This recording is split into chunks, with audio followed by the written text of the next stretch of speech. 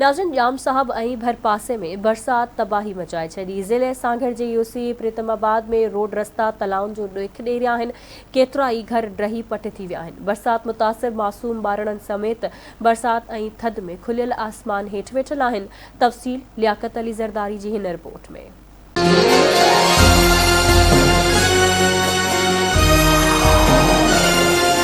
बुढ़ी बुढ़ी बुढ़ी वही या सिंधड़ी बुढ़ी वही ॾिसी मारुन जा गोड़ा ही जिंदड़ी बुढ़ी वही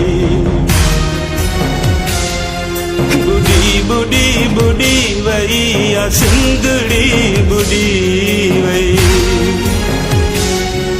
ॾिसी मारुन जा गोड़ा ही जिंदड़ी बुढ़ी वही। जाम साहब ऐं भरपासे में बरसात तबाही मचाए छॾी आहे। ज़िले सांगड़ जी यूसी प्रीतमाबाद जे इलाइक़नि में बरसात रोड रस्ता ढंढूं बणियल आहिनि। ग़रीब मिसकीन माण्हुनि जा फ़सुल तबाह थी विया। ॻोठनि में बरसात आफ़त बणिजी कड़की पई ऐं गुज़िरियल 3 ॾींहंनि जी लाॻीती वसकारे मुतासिरनि जे हंजनि में इज़ाफ़ो करे छॾियो।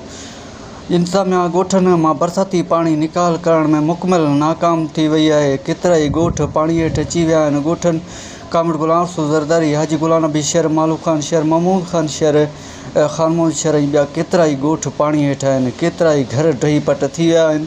बरसात मुतासिर मासूम ॿारनि समेत बरसात ऐं थधि में खुले आसमान हेठि वेठल आहिनि। बुखो काटण ते मजबूरनि जॾहिं त चूंडियल नुमाइंदनि पारां संदूर का बि सार नाहे लधी। ॿिए तरफ़ हज़ारे एकड़नि ते कपह जो तयारु बीठल फ़सुल पाणी हेठि अची वञण सबबि आबादगारनि खे किरोड़नि रुपयनि जो नुक़सानु थियो आहे। हुते हेॾो नुक़सानु थियो आहे, फ़सुल तबाह थी आहे, घर किरी पिया आहिनि। तव्हां ॾिसो हली केतिरो असांजो नुक़सानु थियो आहे। हुतां खां घर किरी पिया आहिनि। नराणा सटा घुराए रखिया आहिनि।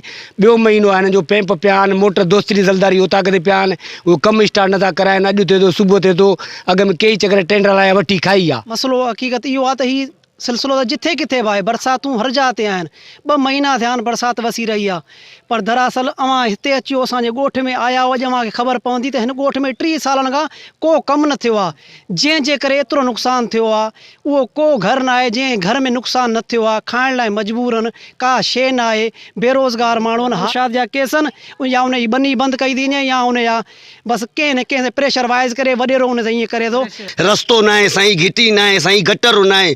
वोट वठण जे लाइ सभु को अचे थो, ॾियण जे लाइ कोई नथो ॾे। असां ग़रीब करे कुझु अहिड़ो को असांजे लाइ कुझु ग़रीबनि जे लाइ कयो वञे, पर हिते असांजे लाइ को माना सहूलियत न आहे। सर, तव्हां पाण ॾिसो था, ॻोठ में एॾो पाणी आहे, अंदरि तव्हां हली ॾिसो।